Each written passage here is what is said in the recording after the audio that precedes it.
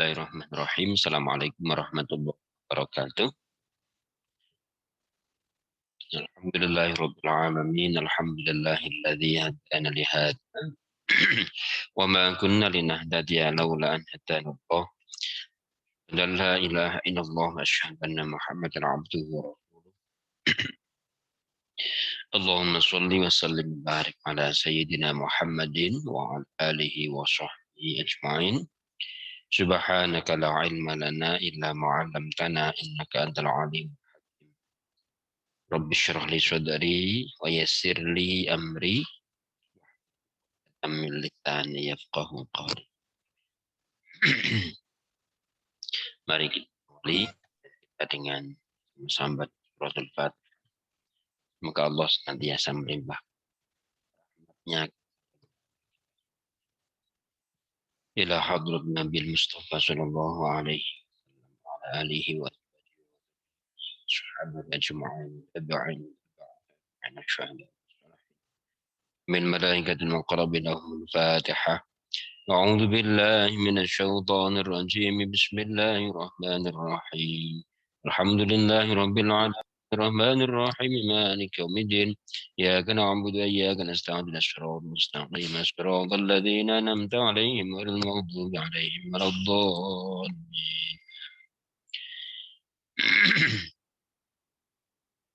ثم إلى ستجد من خصوصا jadi dahlan usulih qur'an al-fatihah. A'udzu billahi minasyaitonir rajim. Bismillahirrahmanirrahim. Alhamdulillahirabbil alamin arrahmanir rahim maliki yaumiddin. Iyyaka na'budu wa iyyaka nasta'in ihdinas siratal mustaqim. Siratal ladzina an'amta 'alaihim ghairil maghdubi 'alaihim waladdallin.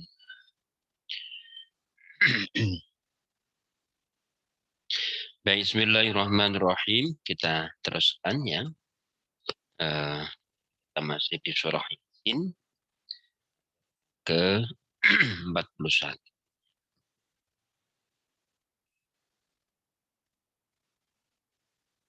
A'udzu billahi minasyaitonir rajim. Wa ayatul lahum anna hamalna dzurriyyatahum fil fulkil mashhun. Khalaqna lahum min mislihi ma yarkabun.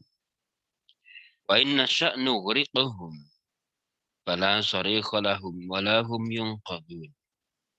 Illa rahmatan minna wa mata'an ilahi.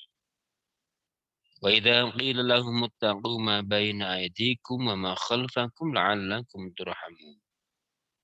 Ma ya'tihim min ayatin wa ma ta'tihim min ayatin min ayati rabbihim illa kanu 'anha mu'ridin. Wa idza qila lahum anfiqu mimma razaqakumullah qala alladhina kafaru lil ladzina amanu anut'imu man law yasha'u Allahu at'amah in antum illa fi dhalalim mubin. Ayat 11 41 sampai dengan kembali Allah menunjukkan tanda-tanda kekuasaan. Jadi kalau rentetannya itu diminta untuk melihat alam ya, alam di sekitar kita. Melihat ini bumi yang kita huni, hujan yang turun menumbuhkan tumbuh terusnya. Kita diminta untuk melihat. Ada lagi bukti kekuasaan Allah dan kemurahannya. Nah hamalna dzurriyyatahu. Dia telah mengangkut manusia dalam bahtera yang syarat muatan. Nah hamalna dzurriyyatahum fil fulkil mashhun. Manusia dan keturunan-keturunannya itu diangkut fil fulkil mashhun dalam hal yang berlayar. Kita diminta untuk memperhatikan bagaimana fenomena kapal. Lautan yang tidak bisa dilalui. Tapi kemudian atas kekuasaan Allah, tekanan air dari air laut itu bisa mengapungkan benda-benda besar. Itu yang membuat tekanan airnya itu kuat itu siapa? Kayak begitu. Wa khalaqna lahum mim mislihi ma yarkabun. Dan kami juga ciptakan bagi mereka itu kendaraan sejenis yang mereka naikin. Ayat 41 sampai 42 ini kita diminta untuk memperhatikan bagaimana fasilitas yang diciptakan Allah untuk kita bisa bermobilisasi dari satu tempat ke tempat yang lain yang secara tradisional itu sudah dicontohkan bagaimana kapal eh, bisa berlayar. Kemudian juga Allah menciptakan bumi ini sesuatu yang bisa diatur menjadi jalan.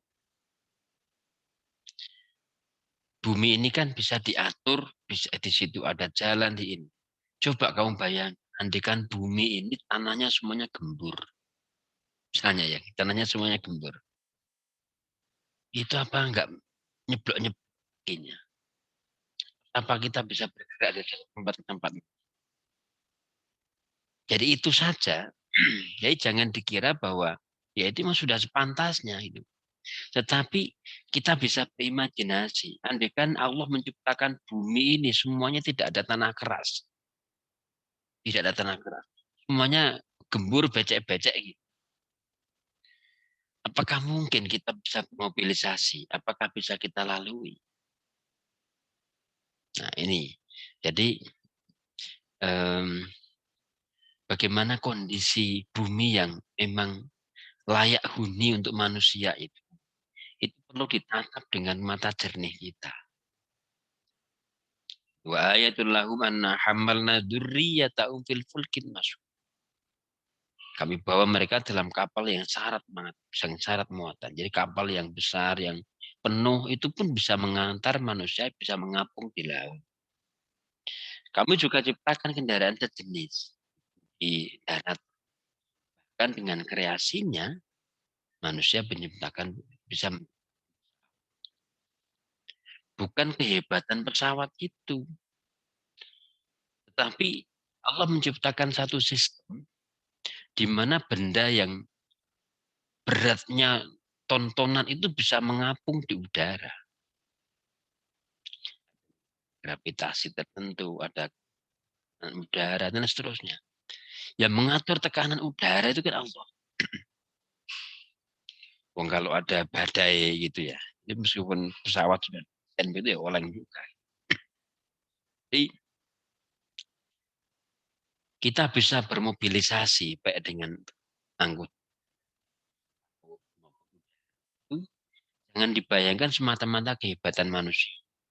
Tetapi Allah yang menciptakan satu sistem di bumi ini yang memungkinkan tadi bisa berjalan.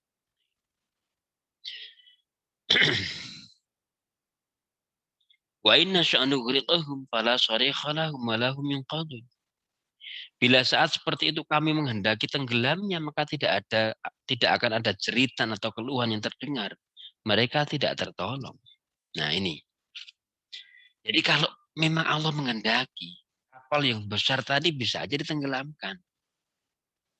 Pesawat yang terbang dengan gagahnya tadi bisa aja dijatuhkan. Kalau Allah menghendaki. Ya. Jadi, itu mudah sekali bagi Allah untuk bisa membuat pesawat itu membuat ini kalau kita ini. Jadi semua itu dalam tatanan